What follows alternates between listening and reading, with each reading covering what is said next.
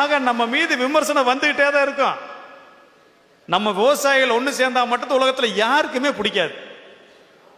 வேற யார் ஒண்ணு சேருங்க, கட்சி மாநாடு போராட்டம் ஆர்ப்பாட்டம் நடத்துங்க, சும்மா ஜாம் ஜாம் இருப்பாங்க. ஏன்னா திருடருக்கு இன்னொருத்தர் தானே புதுசா வர்றேன், கட்சி ஆரம்பிக்கிறான் பங்கு கேட்டு. ஆனா விவசாயிகள் ஒண்ணு சேர்ந்துட்டா எல்லா கட்சிக்காரங்களுக்கும் முடியலப்பா.